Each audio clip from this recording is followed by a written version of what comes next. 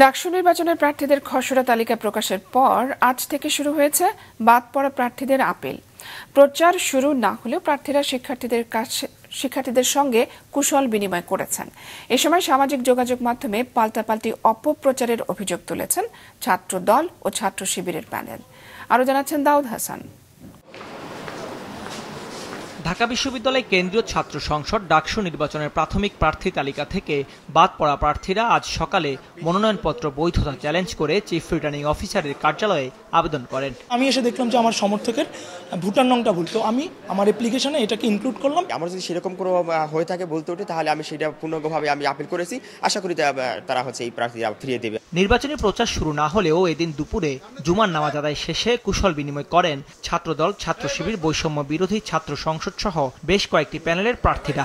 কুশল বিনিময় শেষে ছাত্রদল সমর্থিত ভিপি পদপ্রার্থী আবিদুল ইসলাম খান অভিযোগ করেন তাদের প্রার্থীদের বিরুদ্ধে অনলাইনে অপপ্রচার চালানো হচ্ছে। সাংগঠনিকভাবে আমরা উদ্বিগ্নতা প্রকাশ করছি, আশঙ্কা প্রকাশ করছি, মিস ইনফরমেশন, ডিসইনফরমেশন দিয়ে বিশ্ববিদ্যালয়ের গ্রুপগুলো যা করছে, ইচ্ছা করলে তো সেই নোংরামি আমি করতে পারবো না। এবং এই যে নোংরামি যা হচ্ছে এর এগেইনস্টে যখন আমরা রিয়েল পোস্টগুলো দিচ্ছি, সেগুলোকে সাথে সাথে ডিলিট করে দেওয়া হচ্ছে, সেগুলো অ্যাকসেপ্টও করা হচ্ছে না।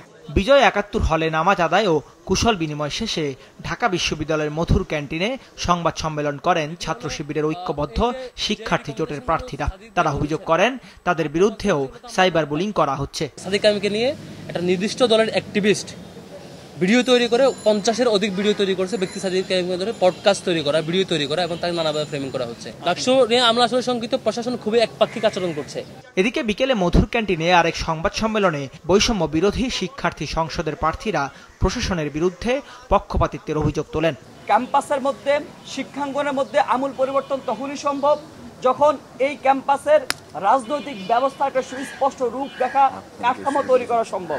এ সময় কুশল বিনিময় আচরণবিধি লঙ্ঘনের আওতাভুক্ত নয় জানিয়ে চিফ রিটার্নিং অফিসার প্রার্থীদের আচরণবিধি মেনে চলার আহ্বান জানান। নামাজ পড়তে যাবে, সবার সাথে দেখা হবে, এটা একটা স্বাভাবিক প্রক্রিয়া, কিন্তু আমাদের নির্বাচনী যে আচরণবিধি তারা এটা মেনে চলবে আমরা আশা করি। আমরা কালকে রাত্রের নোটিশের পরে আমরা দেখেছি যে হ্যাঁ, মোটামুটি আমাদের ছাত্রছাত্রীরা এই বিষয়ে কনসার্ন।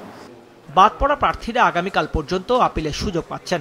আগামী ২৪ আগস্ট এসব আপিলের নিষ্পত্তি করে প্রার্থীতা ফেরত পাবে কিনা তা কমিশন জানিয়ে দেবে বলে জানান chief returning officer. Thank you. Daud Hasan, Maasranga সংবাদ, ঢাকা।